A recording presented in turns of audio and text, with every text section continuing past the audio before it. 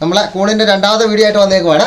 പൊടി എങ്ങനെ എടുക്കുക, ഏത് രീതിയിലുള്ള പൊടിയാണ് നമ്മൾ അറക്കപ്പൊടിയാണ് നമ്മൾ എടുക്കേണ്ടത്, അതുപോലെ തന്നെ അതെങ്ങനെയാണ് ഫ്യൂമിഗേഷൻ ചെയ്യേണ്ടത്, ക്ലീൻ ചെയ്യേണ്ടത്, അതെല്ലാം നമ്മൾ ആദ്യം വീഡിയോ കാണിച്ചു. ഇപ്പോൾ ഇന്ന് നമ്മൾ ബെഡ് എങ്ങനെയാണ് നിർമ്മിക്കുന്നത്. ഇപ്പോൾ ഇന്ന് നമ്മൾ ഒരു 50ഓളം ബെഡുകൾ നമ്മൾ റെഡിയാക്കി വെച്ചിട്ടുണ്ട്. നല്ലപോലെ കളർ വരുന്നുണ്ട്. ഒരു 10 ദിവസം ആയിട്ടുണ്ട്. അതെ, അപ്പോൾ ഏകദേശം കളർ വന്ന് റെഡി ആകുന്നുണ്ട്. ഇന്ന് നമ്മൾ എങ്ങനെയാണ് നമ്മൾ ഈ ബെഡ് ചെയ്യുന്നത്, അപ്പോൾ കൂൺ കൃഷിയുമായിട്ട് ബന്ധപ്പെട്ട എല്ലാ കാര്യങ്ങളും നമ്മൾ പല വീഡിയോകളിലായിട്ട് പറയുന്നുണ്ട്. അപ്പോൾ ഏറ്റവും ലാഭം കിട്ടുന്ന, നമുക്ക് വീട്ടിൽ ചെയ്യാൻ പറ്റുന്ന, വലിയ ബുദ്ധിമുട്ടില്ലാതെ ചെയ്യാൻ പറ്റുന്ന ഒരു കൃഷിയാണിത്. അപ്പോൾ നമ്മൾ എങ്ങനെയാണ് ബെഡ് തയ്യാറാക്കുന്നതെന്ന് നോക്കാം. ബാ, നമ്മൾ ബെഡ് തയ്യാറാക്കുന്ന സ്ഥലം ഗ്രീൻ നെറ്റ് ഇട്ട് മറിച്ചിട്ടുണ്ട്. ഇതിനുള്ളിലാണ് നമ്മൾ ബെഡ് തയ്യാറാക്കുന്നത്. അപ്പോൾ അങ്ങോട്ട് പോകാം. ഇതാണ് നമ്മൾ തട്ടിലേക്ക് നമ്മൾ ആദ്യം ഡെറ്റോൾ തൂത്തു.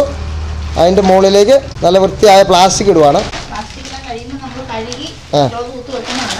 അത് മെയിനായിട്ട് വേണ്ട, നല്ല വൃത്തിയിലെ കാര്യങ്ങൾ ചെയ്യണം. അത് ഡെറ്റോൾ ഒഴിച്ച് ക്ലീൻ ചെയ്യുവാണ്. അപ്പോൾ നമ്മൾ ഇതിനു വേണ്ടി ഒഴിക്കുന്ന ഡെറ്റോൾ അത് ഫുള്ളായിട്ട് തന്നെ നമ്മൾ തൂത്ത് കളയണം. ഡെറ്റോളിൻ്റെ ഒരു അംശം പോലെ അത് ഇരിക്കാൻ പാടില്ല. എൻ്റെ പാത്രം, പൊടി എടുക്കുന്നുള്ള ബക്കറ്റ് എല്ലാം നല്ല ക്ലീൻ ആൻഡ് നീറ്റ് ആയിരിക്കണം. നമ്മൾ നല്ല വൃത്തിയുള്ള ഡ്രസ്സ് ഇടണം. ഇത് നമ്മൾ വിത്ത് എടുക്കുന്ന പാത്രമാണ്. അതും ഡെറ്റോൾ ഇട്ട് തുടച്ച്. ഇതാണ് നമ്മുടെ വിത്ത്. 2 കിലോ വിത്താണ് നമ്മൾ ഇന്ന് ഉപയോഗിക്കുന്നത്. വൈറ്റ് ഓയിസ്റ്റർ മഷ്റൂമിൻ്റെ. തുടങ്ങാം. ഇതാ നല്ല വെള്ളമൊക്കെ വലിഞ്ഞ് നമ്മൾ ഇന്നലെ ഫ്യൂമിഗേഷൻ ചെയ്യാൻ വെച്ചതാണ്. വെള്ളമൊക്കെ വലിഞ്ഞ് നല്ല സെറ്റായിട്ടുണ്ട്.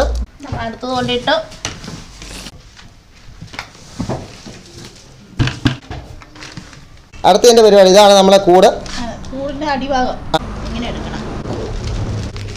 ചുരുട്ടിയെടുത്ത് നമുക്ക് റബ്ബർ ബാൻഡ് ഇട്ട് കെട്ടണം. നമ്മൾ ആ കൂട് അങ്ങനെ തിരിച്ചിടണം അല്ലേ. ബെഡിൻ്റെ അടിഭാഗം നല്ല റൗണ്ടായിട്ട് കിട്ടാൻ വേണ്ടിയാണ് ഇങ്ങനെ ചെയ്യുന്നത്. നമ്മളൊരു ബെഡ് കെട്ടാനുള്ള കൂട് റെഡിയാക്കിയിട്ടുണ്ട്. അപ്പോൾ ഇതുപോലെ ബാക്കി എല്ലാ കൂടും റെഡിയാക്കി വെക്കണം. ഇതാണ് നമ്മുടെ വിത്ത്. ഇത് പൊട്ടിച്ചിടുക. ഓൺലൈനിൽ എത്തിക്കുന്നതാണ് ബാംഗ്ലൂരിൽ നിന്ന്. ഇതെല്ലാം പൊട്ടിച്ച് ഇതിനകത്തേക്ക് ഇടുക. ഞാൻ രണ്ടാമത്തെ കൂടെ എടുത്തു. 20 ദിവസമായ വിത്താണ്. നമ്മൾ പല സ്ഥലത്തും നമ്മൾ വിത്ത് എടുത്തിട്ടുണ്ട് അല്ല. നമ്മൾ പല സ്ഥലത്തും നമ്മൾ വിത്ത് എടുത്തിട്ടുണ്ട്. അത് നമുക്ക് ഏറ്റവും നല്ലതായിട്ട് തോന്നിയത് നമ്മൾ കാർഷിക കോളേജിൽ നിന്ന് എടുത്തിട്ടുണ്ട്. അതുപോലെ തന്നെ കേരളത്തിലെ തന്നെ പ്രൈവറ്റ് ഫാമുകളിൽ നിന്ന് എടുത്തിട്ടുണ്ട്. വിത്ത് ഉൽപാദന കേന്ദ്രങ്ങളിൽ നിന്ന് എടുത്തിട്ടുണ്ട്. 5-6 സ്ഥലത്ത് നമ്മൾ ഇവിടെ തന്നെ എടുത്തിട്ടുണ്ട്. ഇതിപ്പോൾ ബാംഗ്ലൂരിൽ നിന്ന് ഓൺലൈനായിട്ട് എത്തിക്കുന്നതാണ്. ബാംഗ്ലൂരിൽ IIHR സെന്ററിൽ നിന്ന് നമ്മൾ വിത്ത് എടുത്തിട്ടുണ്ടായിരുന്നു. പക്ഷെ അതിൽ നിന്നൊക്കെ നമുക്കിപ്പോൾ കിട്ടിയതിൽ ഏറ്റവും നല്ല വിത്ത് ഇതാണ്. ഇതിങ്ങനെ ആക്കിയെടുത്തതിന് ശേഷം നമ്മൾ ചോക്ക് പൊടിയാണ്. ഇത് നമ്മൾ ചോക്ക് പൊടിയാണ്. ഇതിൻ്റെ മുകളിലേക്ക് അല്പം തൂളുക. അപ്പോൾ 2 കാര്യങ്ങളാണ്. ഒന്ന്, വെള്ളത്തിൻ്റെ അംശം ഉണ്ടെങ്കിൽ അകത്ത് കുറഞ്ഞു കിട്ടും. രണ്ടാമതായിട്ട് ഇതിൻ്റെ മൈസീലിയം വളരുന്നതിന് നല്ലതാണ്. പൊടിയുടെ മുകളിൽ കുറച്ച് ചോക്ക് പൊടി. കുമ്മായിപ്പൊടി ഒരു കാരണവശാലും ഉപയോഗിക്കാൻ പാടില്ല. ചോക്ക് പൊടി തന്നെ ഉപയോഗിക്കണം. തുടങ്ങുവാണ്. ആദ്യമായിട്ട് ഇതിൻ്റെ അടിയിലേക്ക് നമ്മളിങ്ങനെ ഒരു കൈ വെച്ചെടുത്ത് ഇടുവാണ്.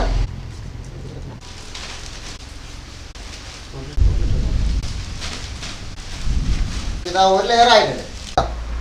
ചെറുതായിട്ടൊന്ന് പൊള്ളിക്കുക. അതിനുശേഷം ഇതിൻ്റെ ടോപ്പ് ഭാഗം കൈ ഒന്ന് തൊട്ട് വിടുക. ഒരു കാരണവശാലും നമ്മൾ ഈ പൊടി അറക്കപ്പൊടി അമക്കി ഇടാൻ പാടില്ല. സൈഡിൽ മാത്രം വിത്ത് വന്നാൽ മതി. ഇപ്പം നമ്മൾ സ്ഥിരം ചെയ്യുന്നതുകൊണ്ടാണ് ഇതിൻ്റെ അളവുകളൊന്നും പറയാത്തത്. നമുക്കെല്ലാം ഇത് കരിപ്പാകാണ്. അപ്പോൾ ഇത് അടുത്തൊരു വീഡിയോയിൽ നിങ്ങൾ എത്ര ഗ്രാം കണക്കാക്കി വേണമെങ്കിൽ അതിൻ്റെ അളവുകളൊക്കെ. അപ്പോൾ നമ്മൾ കുറച്ച് ചോക്ക് പൊടി ഇടുന്നുണ്ട്. ഇതാണ് രണ്ടാമത്തെ ലെയർ. ഇത് ഫസ്റ്റ് ലെയർ.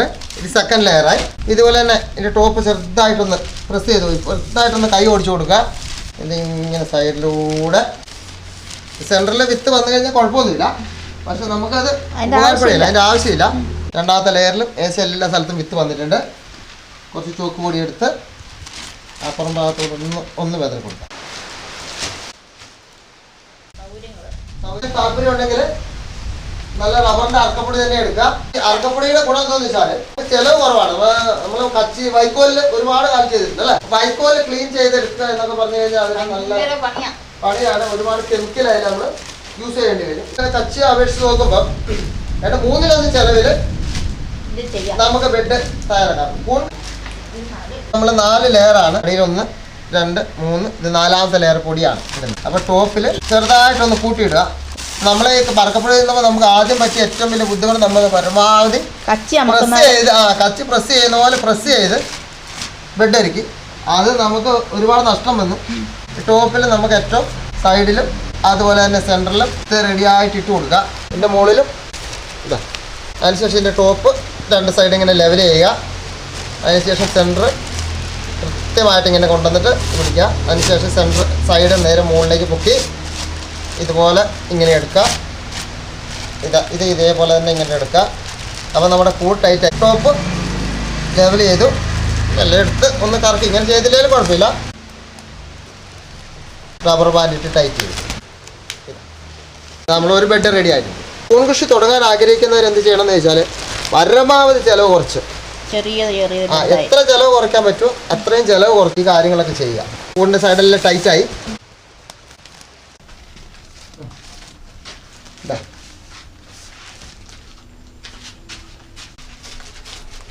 ഇങ്ങനെ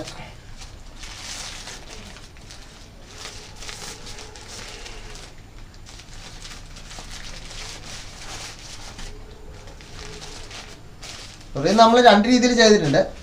ഇത് നൈലോൺ വള്ളിയിലാണ്. കുഴപ്പമില്ല. അതായത് നമുക്ക് 2-3 വർഷമൊക്കെ നിൽക്കുള്ളതേ ഉള്ളൂ. തുടക്കക്കാർക്ക് പരമാവധി ചിലവ് കുറയ്ക്കണമെങ്കിൽ ഇതുപോലെയുള്ള വള്ളികളിൽ ചെയ്യാം. നമുക്ക് ഒരുപാട് നഷ്ടം വന്ന ആദ്യ കാലത്ത് നഷ്ടം വന്നപ്പോൾ ചിലവ് കുറയ്ക്കുന്നതിന് വേണ്ടി ചെയ്തതാണ്. പിന്നെ പതിയെ നമ്മൾ ഇത് കൂട്ടാക്കി കയറിലേക്ക് ആക്കി.